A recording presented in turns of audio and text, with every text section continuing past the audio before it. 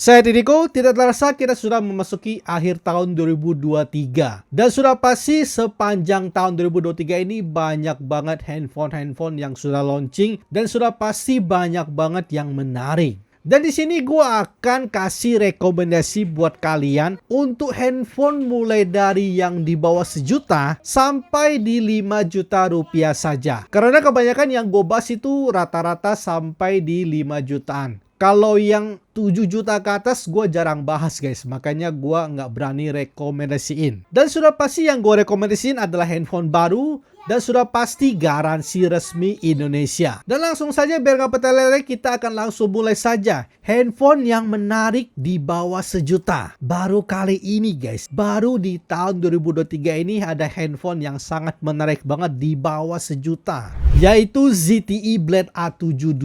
Teman-teman harus tahu bahwa ZTE Blade A72 itu adalah handphone yang launching tahun lalu. Di September 2022. Dengan harga pertama kali launchingnya di 1,9 juta. Dan sekarang di tahun 2023 ini harganya benar-benar turun drastis menjadi 740 ribuan. Teman-teman harus tahu ini adalah harga promo. Ini adalah harga untuk ngabisin stok dari ZTE Blade A72 ini. Dan sudah pasti kalau stoknya habis bisa jadi harganya bakalan naik. Dan kalau teman-teman yang punya budget di bawah 1 juta udah nggak usah banyak mikir lagi. Langsung gas saja check out ZTE Blade A72. Dijamin kalian nggak bakalan nyesel. Karena handphone ini datang dengan spek yang sudah bagus banget. Chipsetnya Unisoc T606. Chipset yang dipakai di Itel S23, Infinix Smart 8, yang dimana brand lain itu harganya dijual 1 jutaan. Cuman ZTE Blade A72 ini harganya cuma 740 ribuan. Jadi ini adalah rekomendasi yang terbaik. Kita lanjut ke rank 1 juta sampai 1,5 juta. Di sini banyak banget yang menarik guys. Serius, banyak banget yang menarik. Banyak banget brand lagi promo gede-gedean di rank harga segini. Menurut saya yang terbaik dari yang terbaik adalah Itel S23. Handphone ini datang dengan RAM 8128 dan saat ini kalau teman-teman hunting, teman-teman cek link di deskripsi, itu harganya cuma 1,2 jutaan saja dengan kondisi baru dan resmi. Chipsetnya kenceng untuk sebuah handphone dengan harga 1 jutaan, Unisoc T606 ditambah dengan RAM 8GB, storage yang sudah pakai UFS, kamera 50 megapiksel, dan itu sudah pasti opsi yang sangat-sangat terbaik. Nggak ada opsi yang lebih baik dari ini. Meskipun ada, yaitu Infinix Hot 20 5G. Ini handphone yang launching tahun lalu dengan harga 2,5 juta rupiah. Dia pakai Dimensity 810. Chipset yang dipakai di Tecnopova 5 Pro 5G saat ini yang harganya di 2,5 jutaan. Infinix jual di 1,4 jutaan guys. Itu gila banget loh, turunnya 1 jutaan. Cuman sayangnya ya handphone ini datang dengan RAM 4GB dan dia masih pakai eMMC. Makanya dulu pas tes gaming itu dia kurang maksimal. Kayak mengalami gejala bottleneck guys. Jadi kayak tersendat-sendat performanya. Di antara RAM-nya 4GB atau dia pakai eMMC atau layarnya yang Full HD+. Tapi teman-teman harus ingat, waktu itu gue komplain karena harganya di 2,5 juta. Tapi kalau misalnya harganya cuma 1,4 jutaan, menurut saya sih tetap sangat menarik banget guys. 5G, chipset kenceng, dibandingkan dengan Itel itu performanya jauh guys. Unisoc T606 dengan Dimensity 810 itu lumayan jauh, serius.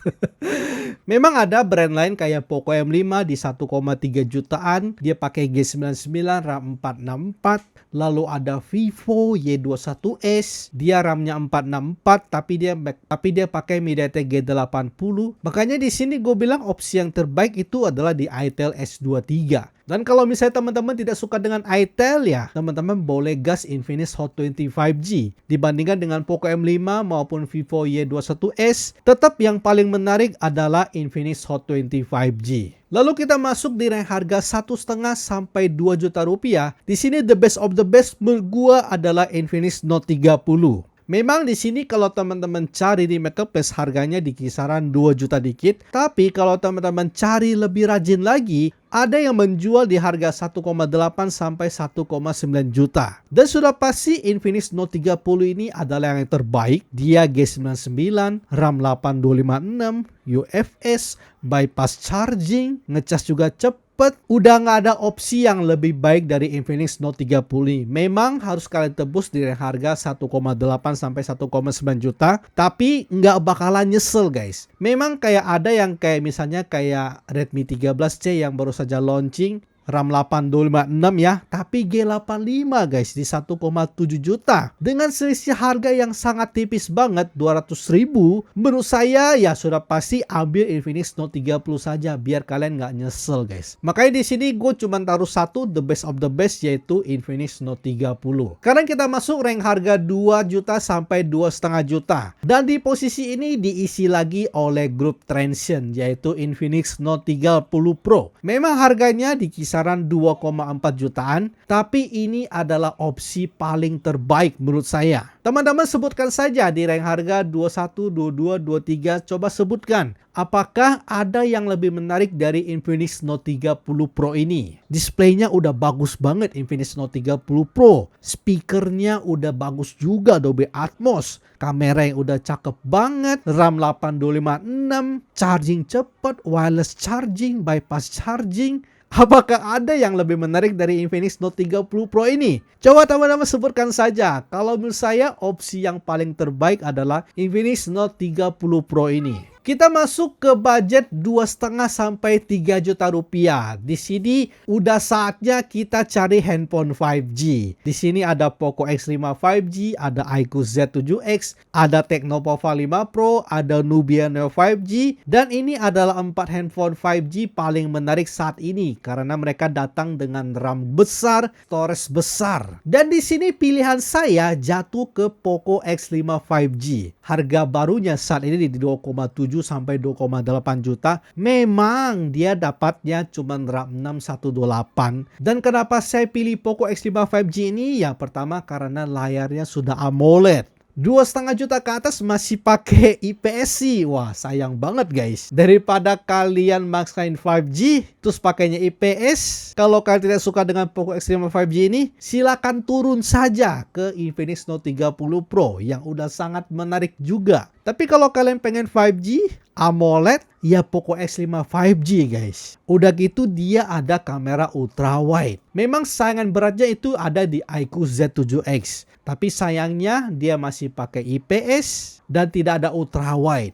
Kalau menurut kalian gimana? Lalu di opsi yang kedua, gue bahkan tidak memilih iQOO Z7X guys. Karena posisinya udah diisi oleh Poco X5 5G dengan RAM 6128. Makanya di opsi yang kedua ini, gue kasih Tecno Pova 5 Pro 5G. Karena handphone ini udah cakep, storage-nya gede, sudah 5G juga, displaynya juga udah bagus, speakernya udah stereo, ada hi-fi-nya. Teman-teman yang suka colok headset, hi-fi itu sangat-sangat bikin beda loh. Karena gue sudah tes main PUBG pakai Tecno Pova 5 Pro 5G dengan iQOO Z7X. Itu kalau colok headset dengan headset yang sama, itu suaranya lebih nendang di Tecno Pova 5 Pro 5G loh. Itu efek dari hi-fi-nya. Kalau kalian tidak setuju juga silakan komen guys. Apa yang harusnya lebih menarik dari kedua handphone ini? Kita masuk ke 3 juta sampai 3,5 juta rupiah. Dan di sini ya opsi yang mau tidak mau adalah Infinix GT 10 Pro guys. Handphone ini benar-benar sangat kontroversial. Dihujat habis-habisan. Tapi kita tidak tahu yang hujat apakah yang make. Kalian harus tahu guys, ketika sebuah brand kasih harga murah, spek yang terlalu kencang, pasti banyak hatersnya. Gue bingung gitu loh. Kenapa kita tidak seneng gitu? Ada brand kasih spek kenceng,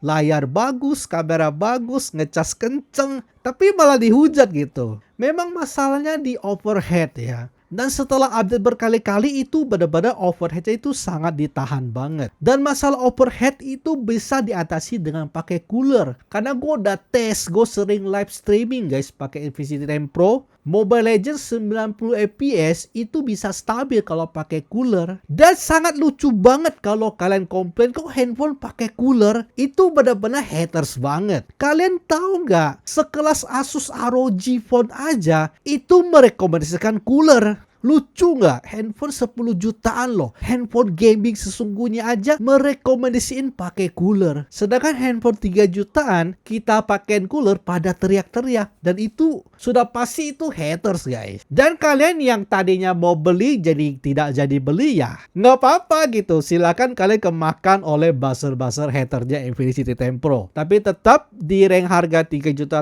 sampai 3,5 juta, opsi yang paling menarik adalah Infinix GT 10 Pro. Kita masuk ke 3,5 sampai 4 juta rupiah. Dan di sini cuma ada dua opsi yang paling menarik, yaitu iQOO Z7 dan Poco X5 Pro. Sebenarnya kalau di antara dua ini gue lebih ngerekomendasiin Poco X5 Pro. Yaitu pertama dari layar AMOLED-nya, kameranya, ultra wide-nya. Memang secara dia itu bersaing dengan iQOO Z7 guys ya. Tapi iQOO Z7 masih pakai IPS. Karena menurut gue tren handphone sekarang itu harusnya udah AMOLED. Dan gue juga bingung kenapa banyak yang tidak suka dengan AMOLED. Banyak yang takut dengan AMOLED. Padahal AMOLED itu jauh lebih baik dibandingkan dengan IPS. Karena handphone 2 jutaan saja sudah pakai AMOLED dan 3 jutaan masih pakai IPS ya. Menurut gua agak aneh gitu. Cuman sayangnya Poco X5 Pro itu kasihnya RAM 6128 ya. Dan itu memang bikin agak nyeselin sih guys. Serius. 3,5 juta ke atas tapi masih RAM-nya 6 memang itu sangat-sangat ngeselin sih. Tapi memang chipsetnya sangat menarik banget. 778G dengan 782G yang sudah versi overclock di iQOO Z7. Ya memang lebih kenceng di iQOO Z7 tapi konsekuensinya jadi lebih panas. Dan meskipun dia memang agak panas tapi masih bisa stabil gitu. Di harga 3,5 sampai 4 juta ya dua opsi ini. Tapi kalau kalian mau ngirit,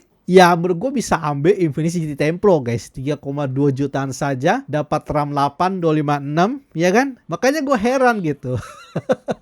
Kenapa Infinix GT 10 Pro banyak haters ya? Itu yang bikin gue bingung guys. Lalu sekarang kita masuk di rank harga 4 sampai 5 juta rupiah. Di sini saya kasih 3 opsi saja. Yang pertama adalah Infinix Zero 30 5G. Ini opsi yang paling murah, paling menarik. Di rank harga 4,1 juta rupiah, teman-teman mendapatkan handphone dengan RAM 12 256, layar melengkung, chipset yang udah kenceng, Dimensity 8020. Lebih stabil, lebih adem dibandingkan dengan yang di Infinix GT 10 Pro. Kamera yang sudah 4K 60 fps meskipun masih goyang, tapi dia ada OIS dan gue kameranya itu udah lumayan cakep guys. Chargingnya juga cepet. Opsi yang menarik banget. Tapi sayangnya di 5 juta ada Poco F5 ya. Sulit untuk menyaingi Poco F5 guys ya. Handphone dengan performa paling kenceng. Ini sampai tahun depan gue yakin harganya nggak bakalan turun Poco F5. Kecuali kalau ada Poco F6 yang masuk ya. Dengan spek yang lebih baik. Selama tidak ada penerusnya nggak bakalan turun guys Poco F5. Bakalan manteng di 5 juta terus. Memang ada isu layar yang kurang bagus ya kan. Tuningannya yang kurang mantep.